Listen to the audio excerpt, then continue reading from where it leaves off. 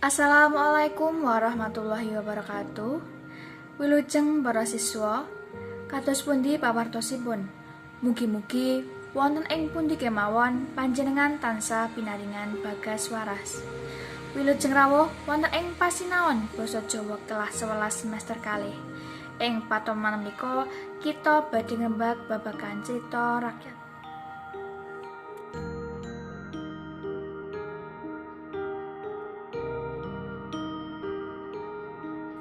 Cerita rakyat yaiku cerita kang asal usule saka masyarakat, tuwuh ngrembaka ing masyarakat kanthi turun temurun lan diandharake kanthi lisan. Titikane utawa ciri-cirine cerita rakyat yaiku ingkang kapisan anonim, ora diweruhi sapa sejatine kang anggit utawa kang ngarang. Nomor kalih, minangka karya kolektif. Dadose cerita rakyat menika dipun anggap duweke masyarakat bareng-bareng. Ingkang nomor 3, nyeritakake bab ala lan becik. Nomor sekawan, nggambarake kedadean kang mukal anane utawa imajinasi. Ingkang nomor gangsal inggih menika statis utawi tetep. Ora ana owah-owahan kang wigati saka mbiyen nganti saiki.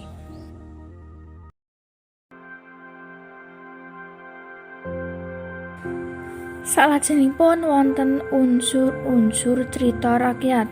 Ingkang kapisan wonten tema, atur utawa plot, latar, tokoh, sudut pandang, lan amanat.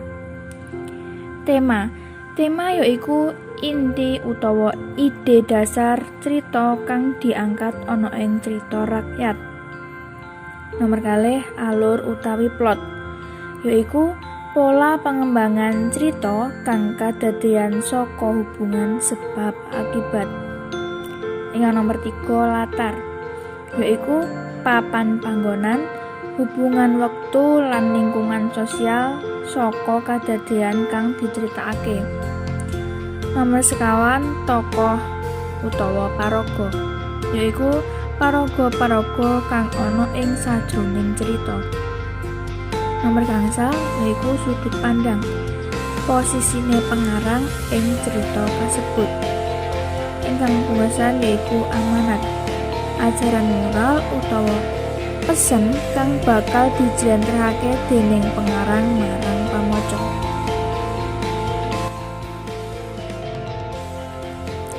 Lajeng jenis-jenise cerita rakyat. Jenis cerita rakyat yaiku ana gangsal: legenda, mite, sage, fabel, lan jenaka. Ingkang sepindah inggih menika legenda. Legenda yaiku dongeng kang gegandengan karo dumadine sawijining panggonan utawa barang. Tuladhane kayata cerita rakyat babagan asal-usule Rawapening, asal-usule kutha Surabaya lan sapanunggale. Lajeng mite. Mite yaiku cerita kang ana gegayutane karo lelembut utawa alam gaib. Tuladhanipun kayata ceritane Nyai Blorong, Nyi Roro Kidul lan sapanunggale. Lajeng wonten sage. Sage yaiku cerita rakyat kang isine nyeritakake bab kepahlawanan. Salah sijine paraga dianggep apik lan saperlu dituladani. Tuladhanipun kayata Aji Saka, lajeng Sunan Kalijaga, Sunan Bonang lan sapiturute. Lajeng wonten fabel. Fabel yaiku cerita kang paragane arupa kewan kang bisa maraga kaya dene manungsa. Dadose kewan-kewan kang diceritakake iku bisa mangan, bisa micara kaya dene manungsa. Tuladhane kayata cerita babagan Kancil Nyolong Timun, Semut lan Gajah lan sapanunggale. Ingkang pungkasan yaiku cerita jenaka. Cerita jenaka yaiku cerita kang isine lelucon amarga saka tingkah polahe paraga ing cerita kasebut. Kayata tuladhane critane Mbok Gembrot utawa Cah Gemblung lan sapanunggale. Para siswa, kala wau sampun kula andharaken babagan crita rakyat. Mugi-mugi ingkang sampun kita sinaoni kala wau saged migunani dhateng kula lan para siswa sedaya. Wilujeng pepanggihan malih wonten ing patemon salajengipun. Nuwun, matur nuwun.